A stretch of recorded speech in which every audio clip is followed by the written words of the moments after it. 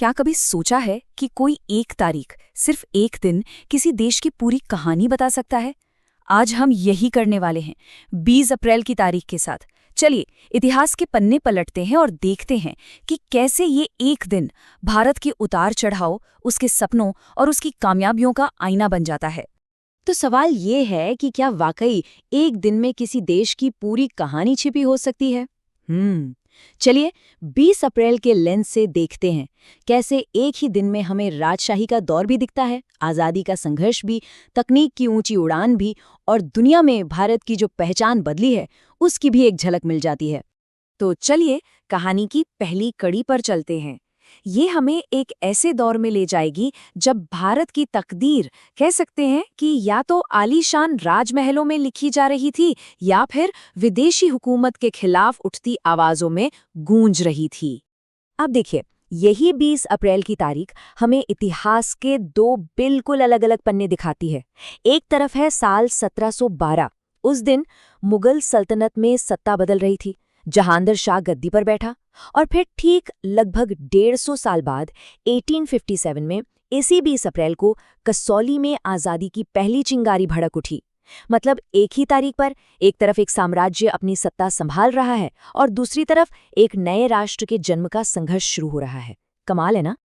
अच्छा, तो उस संघर्ष के दौर से अब आगे बढ़ते हैं। अब हम उस भारत में कदम रख रहे हैं जिसने आज़ादी के बाद दुनिया के साथ कदम से कदम मिलाकर चलने का एक बड़ा सपना देखा था। ये दौर था आधुनिक भारत की ऊंची उड़ान का। एक ऐसा दौर जहां कहते हैं ना, the sky is the limit. बस वही बात थी। और इस सपने की एक शानदार तस्वीर वो हकीकत बनी 20 अप्रैल 1960 को। जानते हैं क्या हुआ था? एयर इंडिया के बेड़े में पहला बोइंग 707 जेट विमान शामिल हुआ। और ये सिर्फ एक जहाज नहीं था। नहीं, ये तो भारत की तकनीकी ताकत और दुनिया से जुड़ने की उसकी चाहत का एक जीता जागता प्रतीक था। इसने सिर्फ दूरियां ही नहीं घटाईं, बल्कि भारत के लिए आसमान में नए रास्ते खोल दिए थे, हमेशा के लिए। और फिर आसमान से उतरकर जमीन पर आते हैं खेल के मैदान पर। एक ऐसी जीत जिसने पूरे देश को एक साथ जश्न मनाने का मौका दिया। तारीख थी 20 अप्रैल 1971। भारत ने अपना पहला टेस्ट क्रिकेट मैच जीता था। सोचिए जरा, ये सिर्फ एक खेल की जीत नहीं थी, बिल्कुल नहीं। ये उस दौर में देश के आत्मविश्वास की, उसके हौसले की जीत थी। एक ऐसी जीत जिसने एक नई राष्ट्रीय पहचान को और भी मजबूत कर दिया। तो अब 20वीं सदी के आखिरी दशकों की तरफ चलते हैं। ये वो वक्त था जब भारत ने दुनिया के नक्शे पर अपनी एक नई और मजबूत पहचान बनानी शुरू कर दी थी। तो देखते हैं कि 20 अप्रैल की तारीख हमें इस शानदार सफर के बारे में क्या-क्या बताती है। तो यहाँ देखिए कैसे भारत ने अलग अलग मोर्चों पर अपनी ताकत बढ़ाई। 1997 में भारत इंद्र कुमार गुजराल देश के प्रधानमंत्री बने, जो उस वक्त राजनीतिक स्थिरता की एक कोशिश थी। फिर आया 2006। भारत ने ताजिकिस्तान में अपने पहले विदेशी सैन्य अड्डे की योजना की घोषणा की। ये दुनिया को एक साफ संदेश था कि भारत की रणनीतिक पहुंच अब बढ़ रही है। और फिर 2011 में तो कमाल ही हो गया।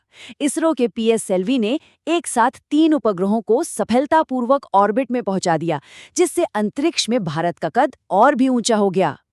और ऐसा नहीं है कि ये सब बस हम ही देख रहे थे। नहीं, पूरी दुनिया की नज़र भारत पर थी। खासकर 2012 में जब भारत ने अग्नि 5 मिसाइल का सफल परीक्षण किया। उस वक्त अमेरिकी मीडिया ने इसे भारत के लिए एक बहुत बड़ी रणनीतिक छलांग बताया था। उनके हिसाब से इस एक कदम ने भारत को इस क्षेत्र में शक्ति संतुलन के मामले में चीन के बराबर ला खड़ा किया था। मतलब साफ था, भारत अब सिर्फ एक उभरती हुई अर्थव्यवस्था नहीं था, बल्कि एक बड़ी सैन्य और रणनीतिक ताकत भी बन चुका था। लेकिन देखिए, कामयाबी की हर कहानी की तरह भारत के सफर में भी सिर्फ जीत ही नहीं है। कई चुनौतियां भी आईं, कई त्रासदियां भी। पर जो खास बात है वो ये है कि हर चुनौती के साथ हमने नए समाधान खोजने की अपनी क्षमता को और भी मजबूत किया है। बात करते हैं 20 अप्रैल 1888 की। ये तारीख इतिहास में एक बहुत भयानक प्राकृतिक आपदा के लिए भी दर्ज है।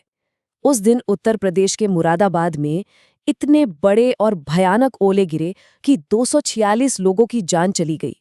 ये जो आंकड़ा है ना, ये हमें उस समय की लाचारी और कुदरत के सामने इंसान कितना कमजोर होता है, इसकी याद दिलाता है। और अब ठीक 132 साल बाद साल 2020 की 20 अप्रैल को देखते हैं। इस बार चुनौती बिल्कुल नई थी, आधुनिक थी, कोविड महामारी। और भारत का जवाब भी उतना ही संगठित था। एक तरफ देखिए, भारतीय सेना अपने लोगों को बचाने के लिए ग्रीन, येलो, रेड जोन जैसे वैज्ञानिक तरीके अपना रही थी, तो वहीं दूसरी तरफ हिमाचल प्रदेश की सरकार टेक्नोलॉजी का इस्तेमाल करके लोगों तक ई-संजीवनी के जरिए मुफ्त ऑनलाइन डॉक्टरी सलाह पहुंचा रही थी। ये दिखाता है कि इतने सालों में चुनौतियों से लड़ने की हमारी क्षमता कितनी ज्यादा बदल गई है, कितनी मजबूत हो गई है। तो जहांदर शाह के सिंहासन से लेकर अग्नि 5 मिसाइल तक, एक भयानक ओलावृष्टि से लेकर ई-संजीवनी ओपीडी तक, 20 अप्रैल की ये जो यात्रा है, ये भारत के लचीलेपन, उसकी आकांक्षाओं और उसके विकास की एक असाधारण तस्वीर दिखाती है। और ये हमें सोचने पर मजबूर करती है कि भविष्य में, आने वाले समय में, इतिहास के पन्नों में यही 20 अप्रैल की तारीख कौन सी नई कहानियां दर्ज करवाएगी। खैर, इसका जवाब तो आने वाला वक्त ही देगा।